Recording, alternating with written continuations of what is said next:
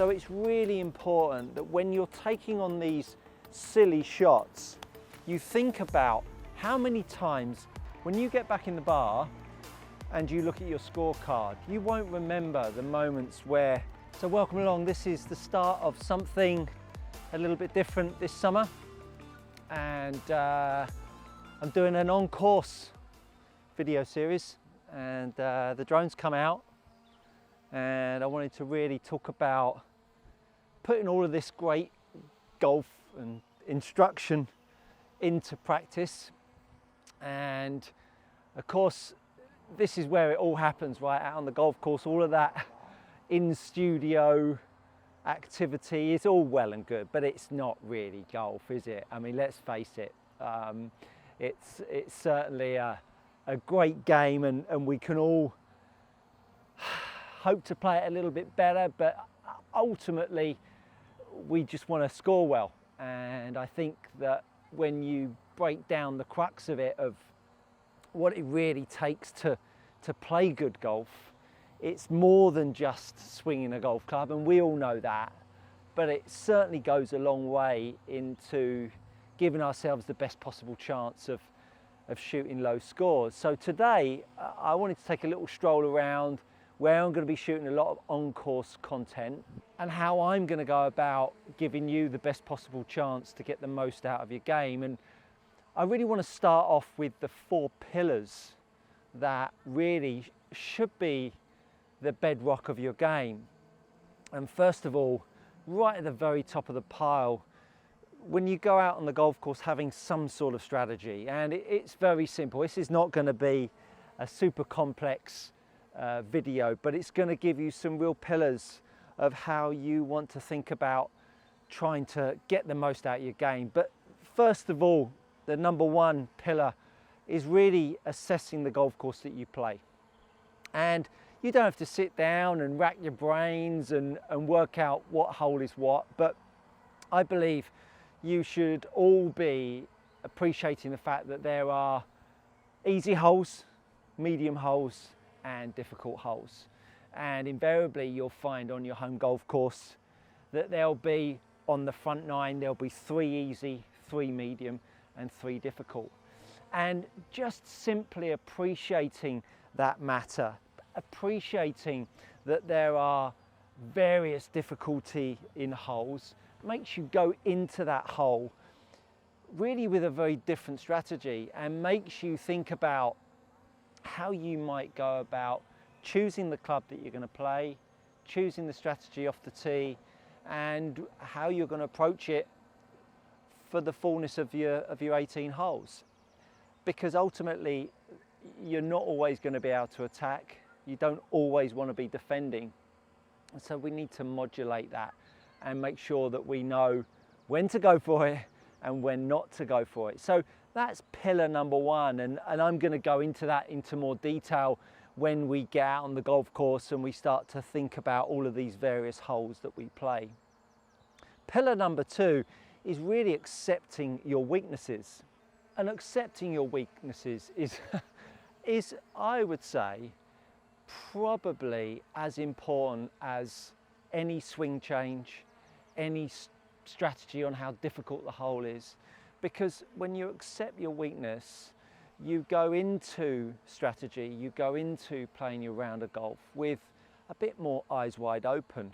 Now, you've got golfers that are super confident, golfers that will at all cost go for a shot. And then there's people that take out a wedge or a 3-wood at all costs.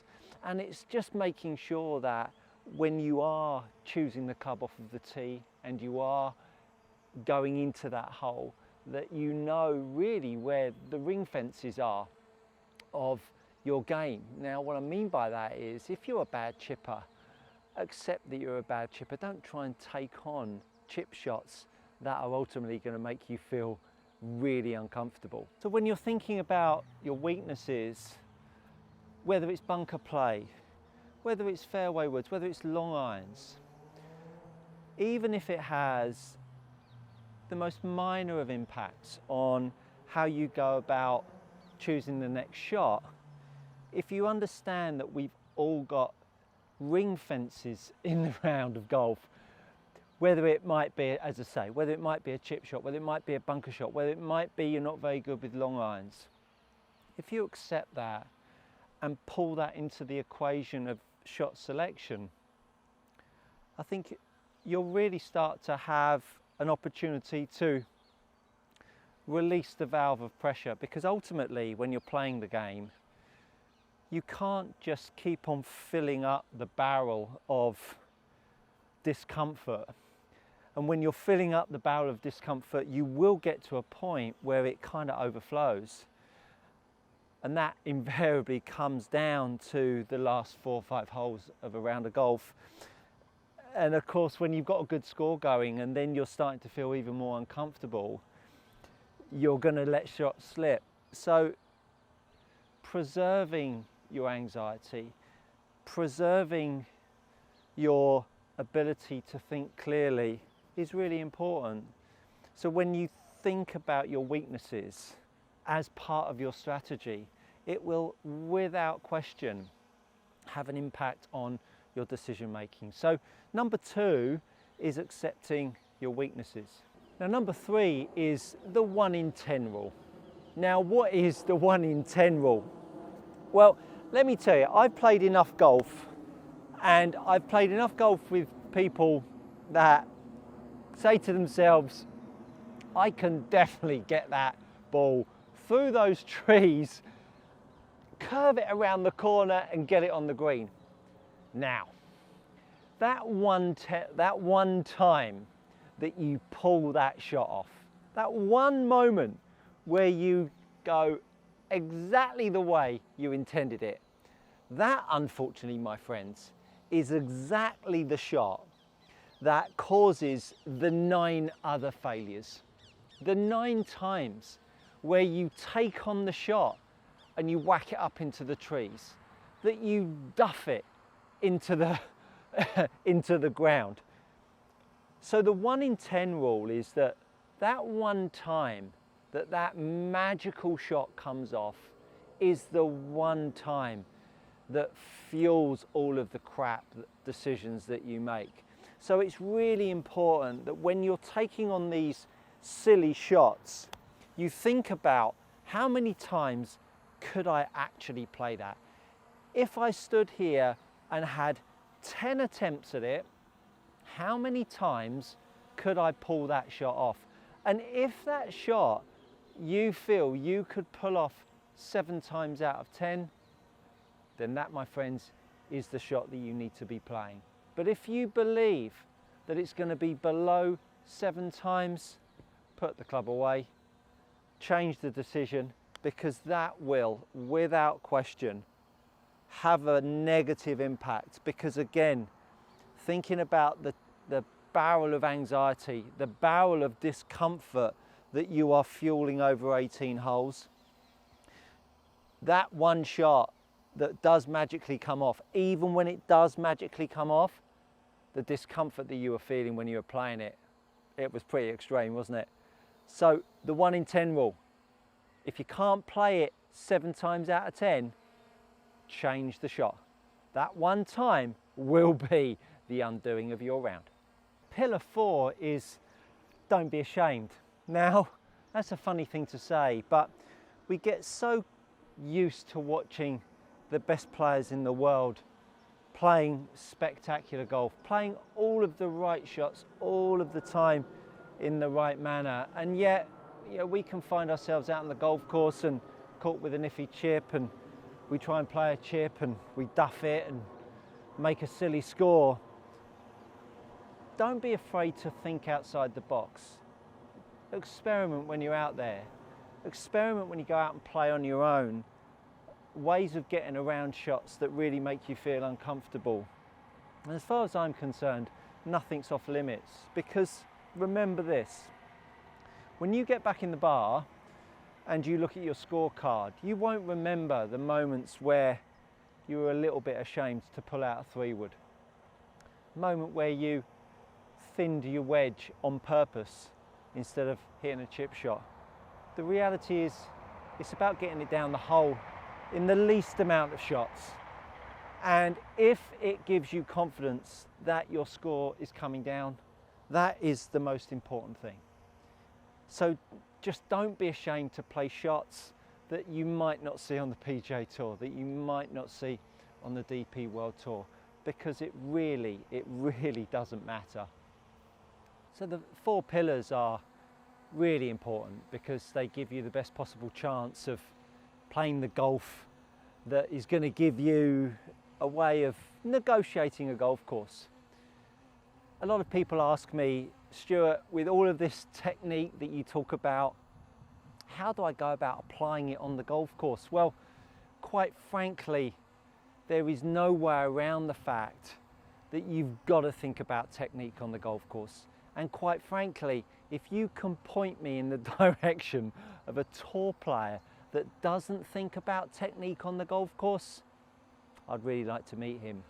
We spend so much time working on how we play the game, and we think about our technique all of the time.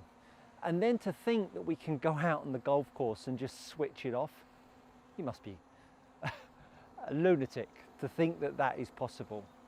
But what I would say to you is that whenever you're working on your technique, that there will be parts of that technical change that really feels really quite comfortable. Use whatever that technical change is to make you feel comfortable on the golf course. And when you look at the likes of, and I used him a few times in my videos, you know, Tommy Fleetwood, who's had and Justin Rose, what feels like the same routines for a long time. Those routines make them feel incredibly comfortable, and for them to change that routine would all of a sudden make them feel probably really quite vulnerable. So use that technique as not only a way of you feeling that you're able to keep the technical changes moving along, but also making you feel like that it's a bit of a comfort blanket, because there's nothing wrong with that.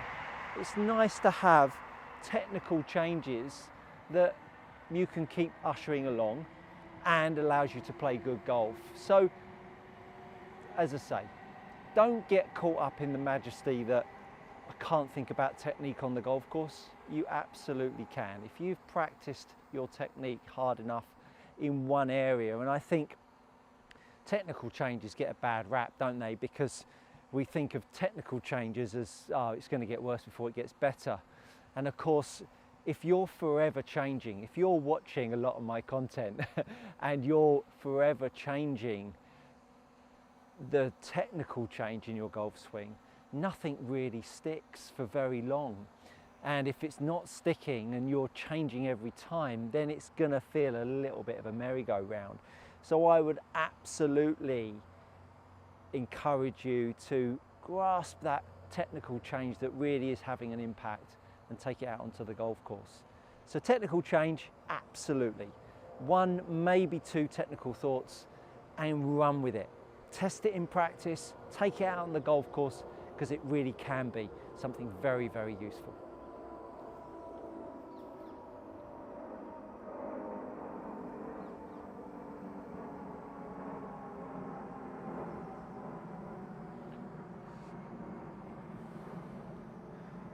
So to summarise, I've talked a lot about the 4 pillars. I've talked about some technical change on the golf course, being fearless, but also want to talk about the application, you know, pre-shot routine, adhering to the 4 pillars that I've talked about. And those applications of how you're going to put together a round of golf is going to allow you to feel like you've gone out on the golf course with some tools that are not really just a whim and a prayer. It's going to be more than that. It's going to be about how you structure yourself mentally before you go out on the golf course, because ultimately, you know, if you've got the best car in the world that goes around the track really quickly, you've still got to go out there, get prepared. You see it every time in F1, don't you? The guys, you know, when they're on the grid there, they're doing their preparation, trying to fire up their reaction times, maybe a bit of meditation or whatever it might be, but they're getting themselves set and prepared to do the best they can on track. And it's no different for us golfers. We need to really think about how we're going to prepare ourselves, how we're going to get the best out of ourselves, and this technical work that we've put in. Hopefully that's just given you some insights into what this summer of golf in the UK is going to look like for the channel. I'm going to still be doing work in the studio and bringing all your technical content, but also now getting out on the golf course. I'm here at Thames Ditton and Esher. If you're tired of paying too much for your premium leather golf gloves, head over to gxgolfgloves.com. These are gloves trusted by tour players and elite amateurs alike. Use my code GOODCOACHING to receive 10% off your next order. Go try them out. You won't be disappointed. I'm going to be using this and a few other venues to bring you on-course content, and I would love to hear from you about what you would like covered on my channel through the summer months. Make use of the outside. I'm also going to try and get away into Europe and do a bit of on-course stuff in the mainland Europe and bring you some content over there as well. Thank you so much for watching. I've really enjoyed this. Hopefully you've enjoyed a little bit of drone action, and I wish you all a great summer of golf. And that, my friends, is good coaching.